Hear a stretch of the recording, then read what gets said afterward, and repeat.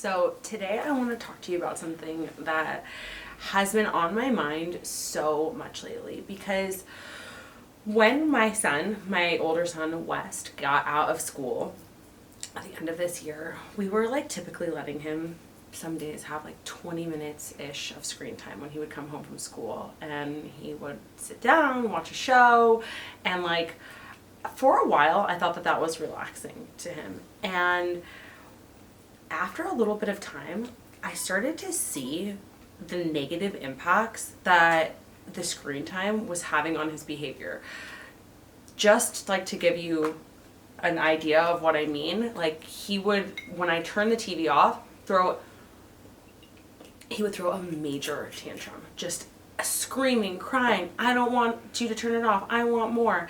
And it was at that point at the end of the school year that I was like, okay, I'm going to take this away. It's probably going to be harder on me because I'm not going to get that 20 minutes of whatever free time I had. But I need to just see, it's a social experiment of my own.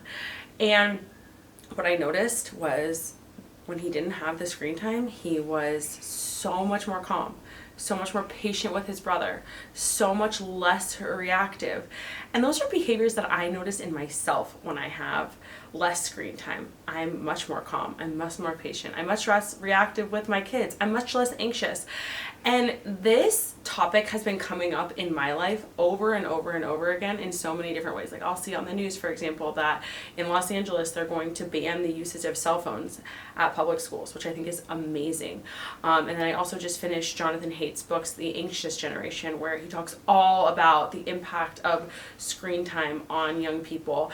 And I think that it is something that, for me, that I want to be extremely conscious of, both as a parent and for myself, and something that I just want to bring the science and information to you guys so that you can understand how the use of screen time is impacting you. So just for some context here, back in the day before smartphones existed, so let's say pre-2010, think about when we all had flip phones, the average use of time on a phone, because yes, we had laptops and people worked on computers back then, but nobody had a smartphone really pre-2010, was less than an hour a day. Now for our kids, both boys and girls, ages 13 to 19, the average amount of time they are using a smartphone per day just on social media alone. This does not include emails, this does not include stuff they're doing for school, this does not include, just on social media platforms, is 5 hours a day. When I heard that statistic, I'm thinking to myself, how are they getting any homework done? How are they going to school? How are they having any sort of other activity outside of a phone if they're on social media 5 hours a day?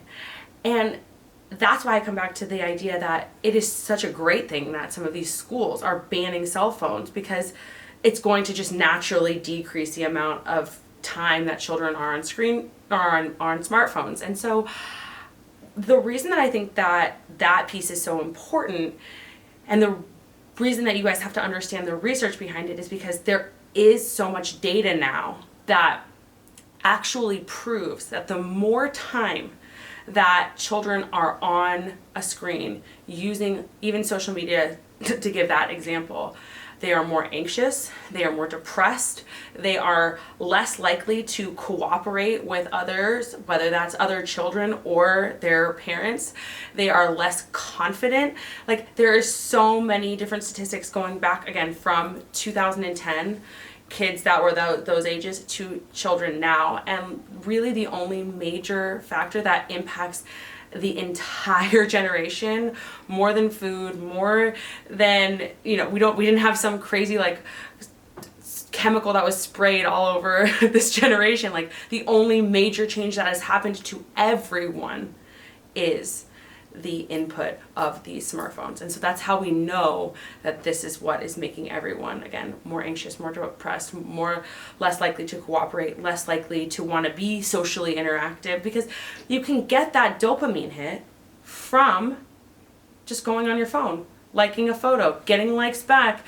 And so it becomes easier than having to go out into the world and actually have potential conflict, meet new people, get into uncomfortable situations. And so that's why so many of our younger children, teenagers, this younger generation gravitates towards the phone, because it's more simple. It's easier to get that dopamine hit. And so I think that when we understand it, yes, maybe it's easier for us. That's how I looked at the screen time for Wes that I was talking about at the beginning of this video. It's easier for me. I can put a show on for him. I can go do something for myself for 20 minutes. Maybe that means I have lunch in peace and quiet, or maybe that means I go do a 20-minute workout, or whatever it might be. But the longer he sits in front of that screen, the more likely he is to have behaviors that are long-term, things that are not so good for his mental health. And so I'm willing to sacrifice what that screen time would give me in order to help him and serve his mental health in the long run.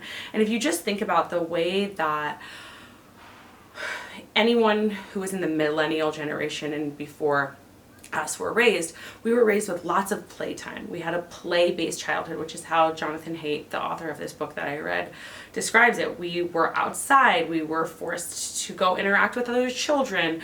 We were forced to go and get like a little uncomfortable on a swing set and maybe fall down and scrape our knee. And that's just not the same as the childhood that our children in this generation are experiencing now. And so we have to be the catalysts for change.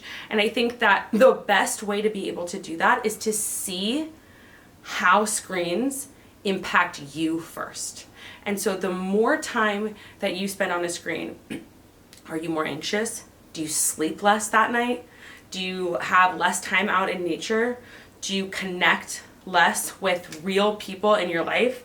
I know that when I'm connecting less with the real humans in my life, whether that's my friends on the phone or my husband, in person, sitting there after dinner, or my kids, I feel more anxious. I feel more stressed. I feel more reactive because I'm trying to be two places at once. I know that if I have more time on my phone, I sleep worse at night because the blue light is impacting the melatonin production in my brain. I know if I have more time on my phone, I actually am trying to multitask and do too many things at once, and I'm actually being less productive, even though I'm telling myself that I'm being more productive.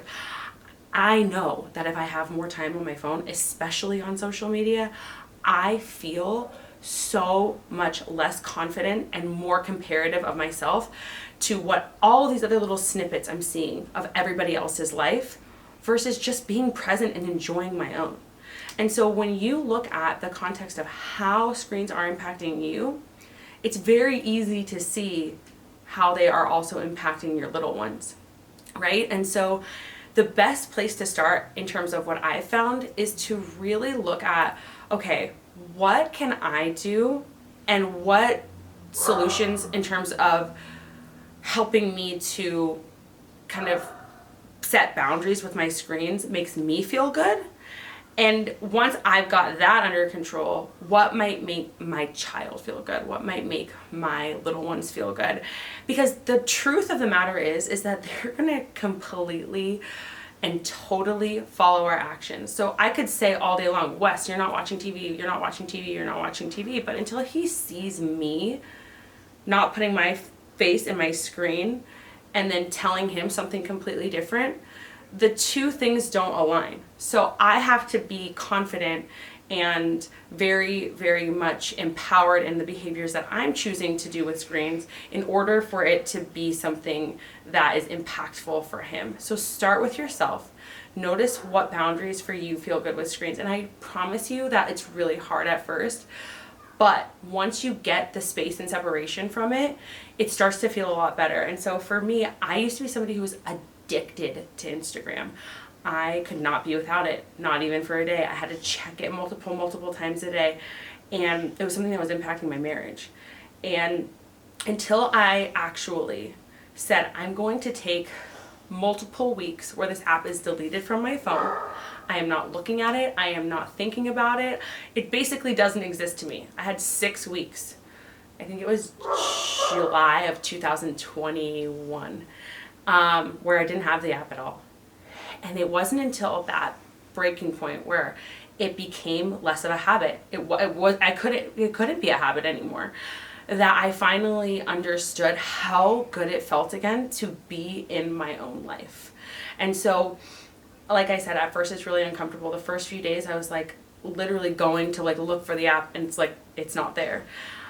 But once you get the space from it, you're like, wow, I have so much time back. I have so much energy back. I have so much mental clarity back.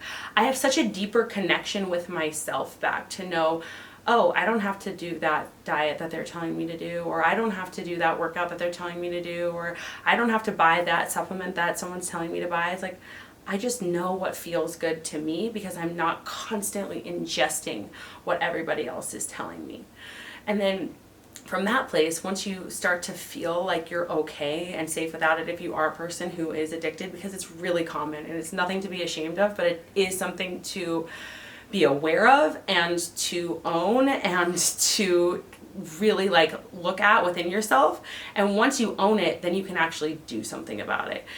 Once you have that awareness, you can actually be like, okay, I want to take space from this. I want to take space from my screens. I want to create the boundaries that I need to create in order for me and my mental health to be better. And I will say that like once I did that and I had the space, it was so much easier to navigate than how I wanted to live with it in my life, but not let it run my life. And so again, knowing these things, knowing what we know from the research and data, how even like the fact that social media and Instagram and, you know, some of these like more visual type social media platforms like TikTok impact young women much more and their confidence levels and eating disorders and all of those types of things, versus how things like video games and pornography and YouTube tends to impact the male generation or the younger male generation much more in terms of like the addiction that they have.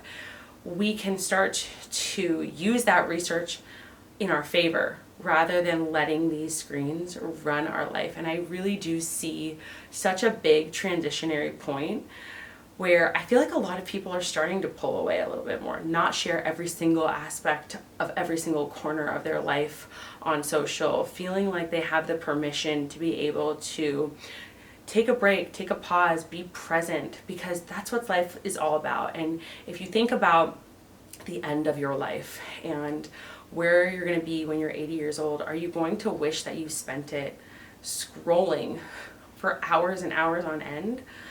Or are you going to wish that you spent it working on your dreams, being with the people that you love the most, laughing, being present, being able to create real memories? Like, I know that that's what I want for my life, not sitting in front of a screen looking at somebody else's. That's never going to be what fulfills any of us. And so I hope that this was helpful. We will link the book that I was talking about, the podcast that I was talking about, and the news article that I was talking about, all in the notes for this video, so that way you can look at the research yourself. And if you like this video, go ahead and give us a thumbs up, comment, subscribe, and I will see you guys next week.